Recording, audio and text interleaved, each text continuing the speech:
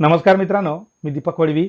मित्रांनो, आजच्या या व्हिडिओत आपण पाहणार आहोत शालेय पोषण आहार समिती याचे प्रोसिडिंग लेखन व इत्युक्त लेखन कसे करावे या संदर्भात सविस्तर माहिती आपण या व्हिडिओत जाणून घेणार आहोत. माहे जून 2026 करता या शैक्षणिक वर्षामधील पहिल्या सभेचं लेखन आज आपण सविस्तर पाहणार आहोत. त्याआधी मित्रांनो, आपण जर या चॅनलला नवीन असाल, या चॅनलला सबस्क्राईब करायचं आहे, या व्हिडिओला लाईक करायचं आहे, हा व्हिडिओ आपल्या मित्रांना नक्की शेअर करायचा आहे, कारण असेच माहितीवरील व्हिडिओ आपणास या चॅनलला पाहावयास मिळतात. मित्रांनो, आपणास जर या शालेय पोषण आहार समितीची PDF किंवा वर्ड फाईल हवी असेल तर डिस्क्रिप्शनला जी लिंक दिली आहे त्यावरून आपण ही प्राप्त करू शकता. या ठिकाणी शाळा केंद्र तालुका जिल्हा आपणास टाकून घ्यावायचा आहे. ज्या दिवशी आपण शालेय पोषण आहार समितीची बैठक घेणार आहोत ती तारीख या ठिकाणी आपल्याला टाकून घ्यायची आहे आणि ठराव किंवा ठरावाचा तपशील थोडक्यात या पद्धतीने लेखन करून घ्यायचा आहे. दिनांक 17 जून 2026 रोजी या ठिकाणी शाळेचं नाव टाकायचं आहे. अध्यक्ष आहे त्यांचं नाव या ठिकाणी टाकायचं आहे. शालेय पोषण आहार समितीची सभा घेण्यात आली. सदर सभेसाठी श्री टिंबटिंब शाळेचे मुख्याध्यापक उपस्थित होते. या पद्धतीने या ठिकाणी प्रस्तावनेचं लेखन आपल्याला करून घ्यावायचं आहे. सभेचा पहिला विषय या ठिकाणी घेण्यात आलेला आहे मागील सभेचे इतिवृत्त वाचन करणे. पहिली सभा आणि पहिला विषय आहे. सभेत मागील सभेचे इतिवृत्त वाचन कायम करण्यात आलेले आहे.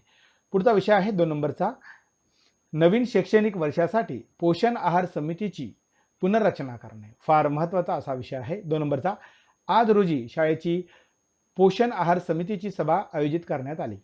सभेच्या अध्यक्षस्थानी मुख्याध्यापक होते. नवीन शैक्षणिक वर्ष सुरू झाल्यामुळे शासनाच्या नियमानुसार पोषण आहार समितीची पुनर्रचना करण्याबाबत सविस्तर चर्चा करण्यात आली. समितीमध्ये अध्यक्ष, शिक्षक प्रतिनिधी, पालक प्रतिनिधी तसेच शाळा व्यवस्थापन समितीचे सदस्य यांची निवड करण्यात आली. सर्व सदस्यांच्या जबाबदाऱ्या निश्चित करण्यात आल्या. विद्यार्थ्यांना स्वच्छ, सुरक्षित व पौष्टिक आहार उपलब्ध करून देण्यासाठी समितीने कटिबद्ध राहण्याचा निर्धार व्यक्त केला. पोषण आहाराची गुणवत्ता, स्वच्छता व नियमितता यावर विशेष भर देण्याचे ठरवण्यात आले. समितीच्या नियमित बैठका घेऊन कामकाजाचा आढावा घेण्याचेही निश्चित करण्यात आले.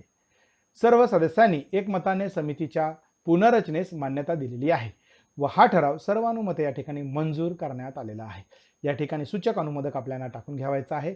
सभेचा पुढचा विषय आहे विषय क्रमांक 3, समिती सदस्यांच्या जबाबदाऱ्या निश्चित करणे व स्वयंपाकगृहाची स्वच्छता व सुरक्षितता राखणे. फार महत्त्वाचा असा हा देखील विषय आहे. सभेमध्ये पोषण आहार समितीतील सर्व सदस्यांच्या जबाबदाऱ्या निश्चित करण्यात आल्या. धान्य साठवणूक, नोंदवही लेखन, आहाराची गुणवत्ता तपासणी व वितरण यासाठी सदस्यांना स्वतंत्र जबाबदाऱ्या देण्यात आल्या.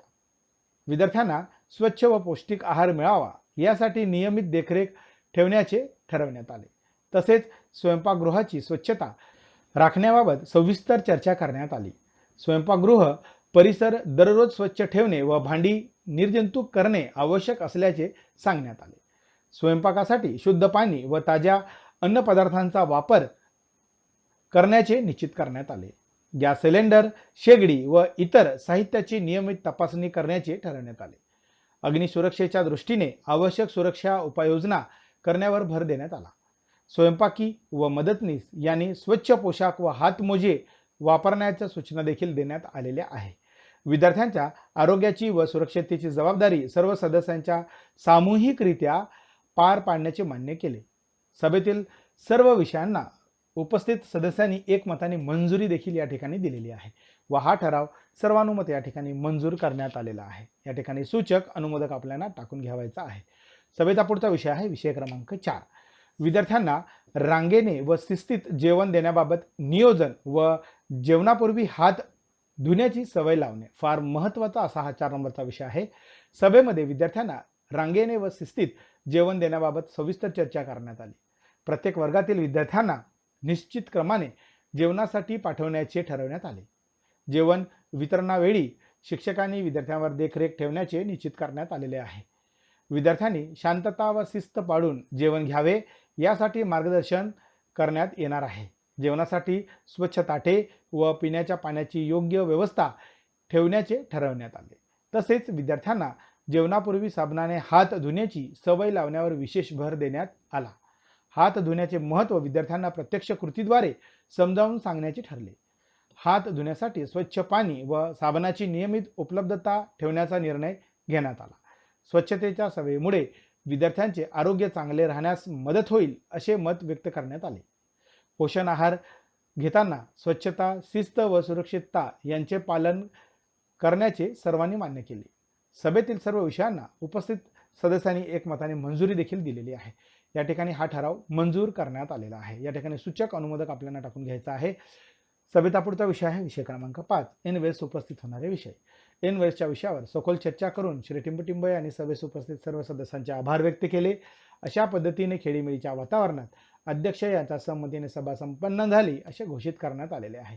या ठिकाणी शेवटी एक पेज लावलेला आहे. सभेस उपस्थित सदस्य, अनुक्रमांक, उपस्थित सदस्यांचे नाव स्वाक्षरी करून आपल्याला हे दप्तरी ठेवता येणार आहे. जर आपण वर्ड फाईल घेतली तर या ठिकाणी नाव, सूचक, अनुमोदक, शाळेचं नाव हे सर्व टाकून आपण प्रिंट करून आपण स्पायरल बाइंडिंग करून डिजिटल रजिस्टर देखील तयार करू शकणार आहात. आपणास जर याची PDF किंवा वर्ड फाईल हवी असेल तर डिस्क्रिप्शनला जी लिंक दिली आहे त्यावरून आपण हे प्राप्त करू शकणार आहात. धन्यवाद.